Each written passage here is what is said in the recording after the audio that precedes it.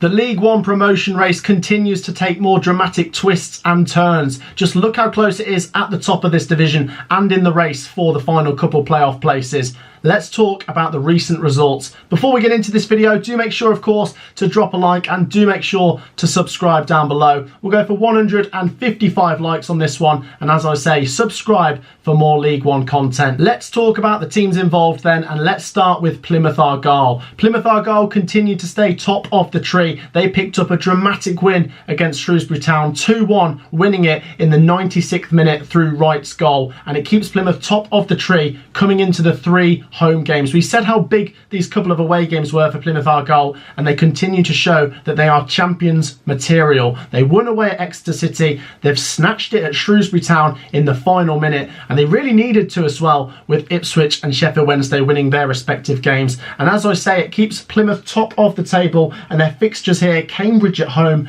Bristol Rovers at home, Burton at home, before Port Vale away on the final day. It does look set for Plymouth Argyle to stay top now. They've done the hard bit. They now need to just keep the points coming, and they have been very good at home this season. I think Plymouth Argyle are going to get over the line. They're in a great position, and what a win it was against Shrewsbury Town. In second place remain Ipswich Town, and they also won their most recent game in dramatic fashion, 2-1 against Port Vale. They went in at half-time losing, despite being on top in this game, but having no shots on target in that first half. They went in 1-0 down through Mal Benning's goal for Port Vale, but they came back and snatched it with Broadhead getting both goals. A penalty in the final 6 minutes, snatching the 3 points for Ipswich. And with Sheffield Wednesday winning, it was a big result for Ipswich Town to keep them in that top 2. They have got the 2 difficult away games coming up against Peterborough and Barnsley, but Barnsley just dropped points in their recent game, which means Ipswich have got a little bit of breathing space from them.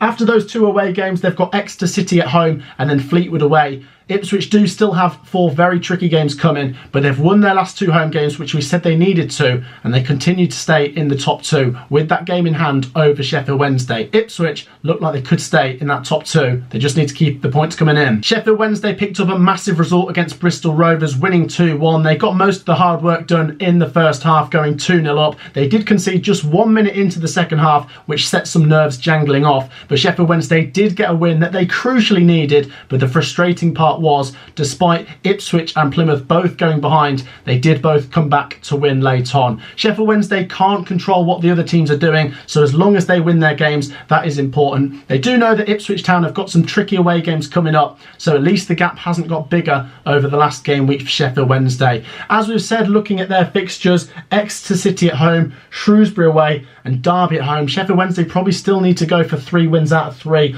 or 2 wins and a draw, but even that might not be enough for Sheffield Wednesday.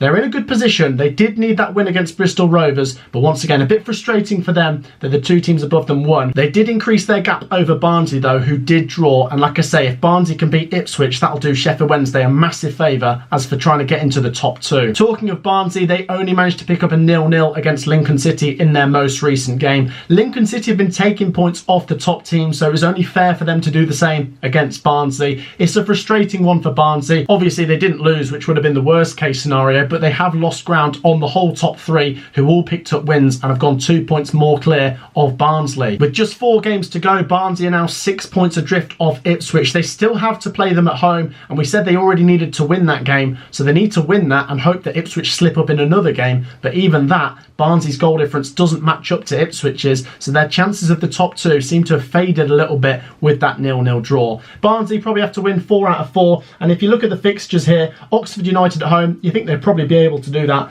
Ipswich at home is the big one. They just need to win those next 2 to get a move on. MK Dons away could be manageable, and then Peterborough at home on the final day could be a big one. Barnsley need to keep taking it game by game, but as we say, they need to win all of them to stand a chance. In the playoff race, Peterborough United jumped up to 5th with their win at Accrington Stanley. They went 2-0 up in the first half with Clark Harris and Mason Clark getting the goals, and saw it over the line despite a late goal from McConville for Accrington Stanley. The result, combined with Bolton's draw, has put Peterborough United back up to 5th, albeit Bolton still do have that game in hand. But the main thing is Peterborough just staying ahead of Derby County, who also won, and we'll come on to them in a minute. Peterborough United, we've already spoken about their fixtures. Ipswich at home is the next one, and that is massive, and you feel like with the pressure on with Bolton and Derby right behind them, they probably do need to go and win that and do the other teams just above them a favour. After that, it's Bristol Rovers at home, which you'd imagine they should fancy, and then Barnsley away is a tricky one. So they won this game that they needed to against Accrington, but 2 of their final 3 are very big games against teams above them. They probably need to win 2 of their final 3 to have the chance of getting into that top 6 come the end of the season. It was quite a disappointing night for Bolton Wanderers in the end. After a weekend where they won and Peterborough United and Derby didn't win, it's now the reverse, where Bolton only managed a 1-1 against Burton in their last game, and Peterborough and Derby picked up maximum points. Bolton do stay in that top 6, only dropping as far as 6th, and still have that game in hand as we spoke about. They're on 72 points, and as I've said, 78 should be enough this season, so they have inched a point closer with this draw tonight, and probably just need to pick out 2 wins in their final 4 games, which we've said are Shrewsbury, Accrington and Fleetwood at home, where you really fancy them to at least win 2 of those 3 games, and then Bristol Rovers away on the final day. Like I say, if they don't win 2 of the next 3, then they probably do need to go away to Bristol Rovers and pick up a win on that final day, which would be a high pressure game.